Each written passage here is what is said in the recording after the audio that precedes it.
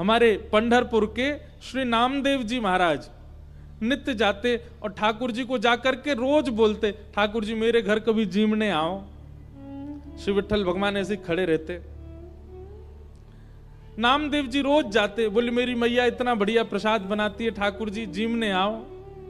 तो नामदेव जी से कभी कभी ठाकुर जी बोलते थे, ठाकुर जी कहें पूरी दुनिया यहीं लेके आ जाती है, तू भी लिया यहीं पे, हम यहीं खड़े यहीं पालेंगे। बोले नहीं, मेरे घर आओ पाने के लिए।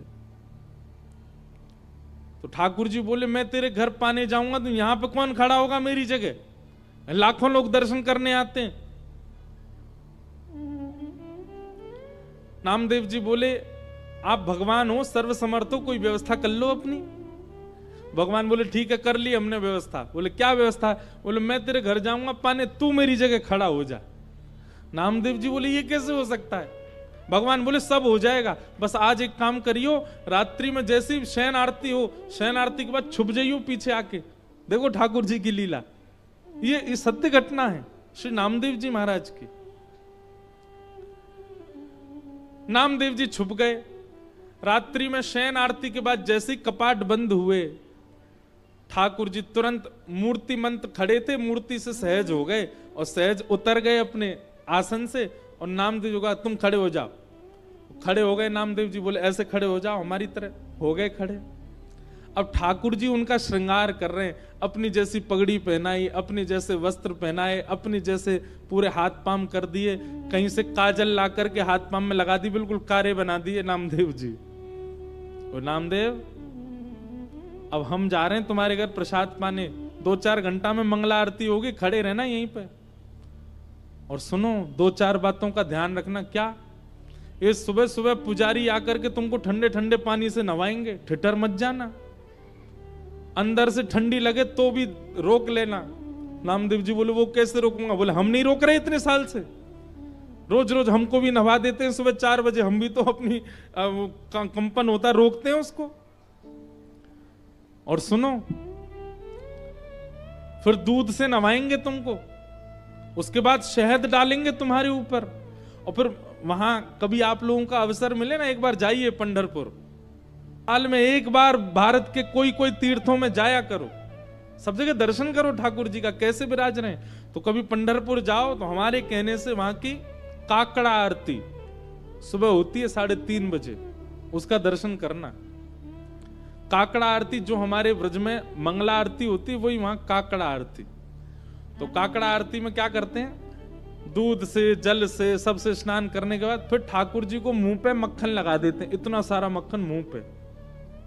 तो ठाकुर जी बोले स्नान आदि के बाद तुम्हारे मुंह पे मक्खन लगाया जाएगा, तुम्हारा मन तो करेगा कि मैं खा लूं, लेकिन जीभ निकालना नहीं बाहर, उसको लगे ही रहने देना।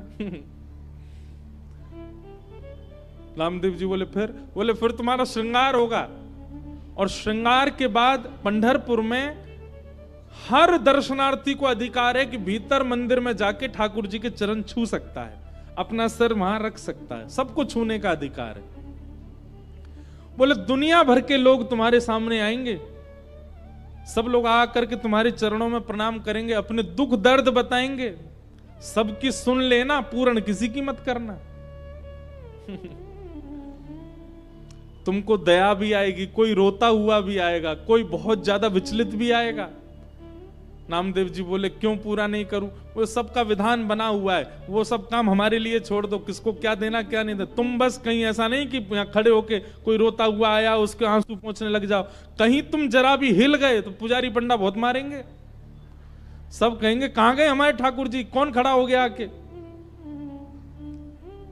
नामदेव जी बोले जो आ गया, बढ़िया निमंत्रण दिया भोजन का, मैं तो बंध गया यहाँ पे। बोले हाँ रोज आ जाते हो भोजन करने, आओ अब जा रहे हैं हम भोजन करने, खड़े रहो यहीं पे। और श्री पंडरीनाथ श्री साक्षात द्वारिकाधीश अर्धरात्रि में नामदेव के घर गए, अकेले द्वार खटखटाया, मां अंदर से चिल्लाती हुई ए नामा, पूरे दिन मंदिर में पड़ा रहता है, आधी रात में आता, सब सो रहे हैं यहां पर। जैसे ही द्वार खोल करके देखा, आहा सुंदर श्री पंडरीनाथ भगवान द्वार पर खड़े हैं, स्वर्ण का मुकुट पहना है, स्वर्ण के आभूषण पहने हैं, कंधे पर हाथ रख करके मधुर कटाक्ष नेत्र हैं ठाकुर जी के, मंद मंद मुस्कुरा रहे हैं। नामदेव जी की माता जी तो विट्ठल, हाँ मैया मैं ही आया हूं विट्ठल। नामदेव रोज निमंत्रण लेके आता, मेरे घर प्रसाद पाने आओ, मैं आ गया।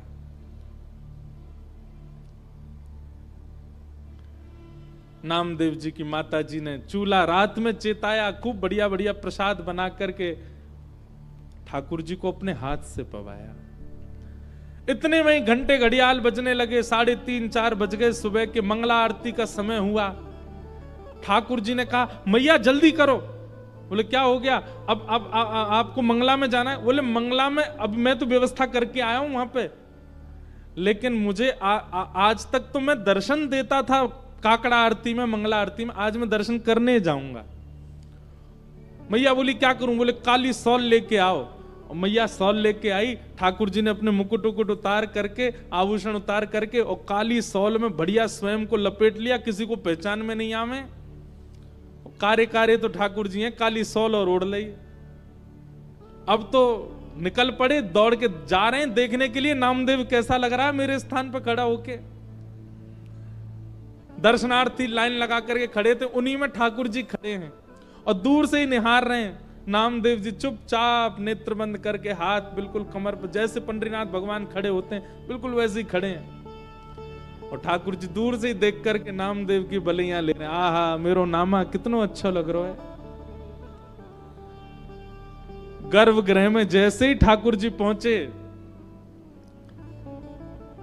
ठाकुर जी के आते ही नामदेव जी को पता चल गया कि ठाकुर जी आए हैं। सो नामदेव जी मन में सोचे सब प्रणाम कर रहे हैं, कि ठाकुर जी प्रणाम नहीं कर ले मुझको, मैं कैसे रोक पाऊंगा? ठाकुर जी प्रणाम कर रहे हैं। ठाकुर जी गए, नामदेव जी को देखा, नामदेव जी को देख करके जैसे ही नीचे सर झुकाया, नामदेव जी के नेत्रों से आंसू गिरने लगे। नाथ ये कैसी लीला कर रहे हो आप? बलैया लेने लगे। अद्भुत हैं बंधुओं ठाकुर जी। ठाकुर जी जैसा प्रेम कौन कर सकता है? अपने भक्त को अपने स्थान पर खड़े होकर उसके दर्शन करने आए हैं। पहले तो खूब बलैया ली, और फिर उसके बाद ठाकुर जी बोले ए नामा तुझे नोच के भाग जाऊं? तू जोर से चिल्लाएगा, पंडित पुजारियों को पता चल जाएगा। नामदेव जी बोले ऐसा मत करो, मैं किसी को बताऊंगा कि आपने मुझे खड़ा किया, कोई मानेगा और नहीं। ठाकुर जी चिढ़ा रहे हैं नामदेव जी को, नामदेव जी घबरा रहे हैं। ऐसी लीला, इसको कहते हैं रास। क्या कहते हैं? रास। ये लीलाएं जब ठाकुर जी आपके लिए सहज हो जाते हैं, ठाकुर जी आपको प्रायोरिटी देने लग जाते हैं, ठाकुर जी आपके लिए यह भूल जाते हैं कि वे परमात्मा हैं, इसको कहते हैं रास। रास का मतलब नाचना नहीं होता। रास का मतलब इन गोपियों के लिए ठाकुर जी सहज हो गए, इन गोपियों के लिए ठाकुर जी ने अपना परमात्म भेष त्याग दिया, इन गोपियों के लिए ठाकुर जी सरल बन गए, दीन बन गए, इसीलिए उसको रास बिहार कहा। और वृंदावन में रास नहीं किया ठाकुर जी ने, महारास किया। महारास मतलब आज तक ठाकुर जी महारास बिहारी हैं। मतलब आप जाकर के प्रस्तुत करो, आज भी ठाकुर जी अपने पाषाण भेष को त्याग करके आपके लिए सहज होने को तैयार बैठे हैं वृंदावन में। ये केवल वृंदावन में और कहीं नहीं। आज भी वृंदावन में कितने वैष्णवों को अनुभव होता है। श्री बिहारी जी में तो पर्दा ही हमारे बार बार लगाया जाए कि कहीं कोई टकटकी लगा के बिहारी जी को देख नहीं ले, नहीं तो ये वही के संग चले जाएंगे। आपके नेत्र कहीं ठाकुर जी से नहीं मिल जाए, इसलिए बार बार पर्दा किया जाता है बिहारी जी के आगे। एक बार चले गए थे किसी के संग कहीं, फिर ढूंढ ढांड के लाए, तब से नियम बन गया कि बार बार पर्दा करो। क्यों? क्योंकि बिहारी जी ने कोई से नैन मिला लिए, सो कैसो भी आदमी हो बाकी संगी चले जाएंगे। बताओ कितने भोले ठाकुर जी हैं, किसी के संग जाने के लिए तैयार तत्पर बैठे। इसी को रास बिहार कहते हैं। आप कभी उस भाव से वृंदावन जाओ कि आपको सामने पाषाण एक ही मुद्रा में ठाकुर जी ना दिखें। कभी उस भाव से जाओ कि साक्षात श्री ठाकुर जी आपको अनेक मुद्राओं में दिखाई दें, आपको बोलते हुए दिखाई दें, आपके आगे कोई लीला करते हुए दिखाई दें, तब समझो हाँ अब मेरे संग रास हुआ। अभी हम रस में हैं, हमें रास में जाना है, और रास में जाने के लिए हमें अपना निर्माण करना पड़ेगा, अपनी मन बुद्धि और विचारों को वैसा करना पड़ेगा जिससे श्री कृष्ण रास करें।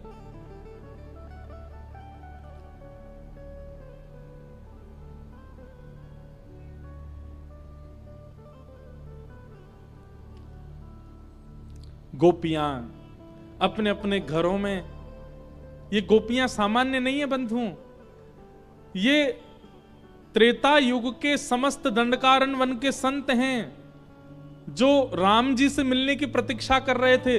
तब हनुमान जी ने जाकर के इनसे कहा आप सब लोग प्रतीक्षा मत करो, केवल राम जी का चिंतन करते करते अपने देह का त्याग करो, आप सब संत ही द्वापर में ब्रज में गोपी बनकर के प्रकट होगे, तब राम जी कृष्ण बन के आएंगे और आप सबके साथ रास विहार करेंगे, आप सबको वो सुख प्रदान करेंगे जो एक प्रियतम प्रियतमा का होता है आपके गले में। अभी तो राम जी भगवान है, आप सब संतों केवल प्रणाम तक अधिकार होगा, लेकिन द्वापर युग तक प्रतीक्षा करोगे तो एक प्रियतम के भाव से ठाकुर जी आपके गले में गलवैयां डाल के रास विहार करेंगे, वो सुख प्रदान करेंगे जो किसी को नहीं मिला।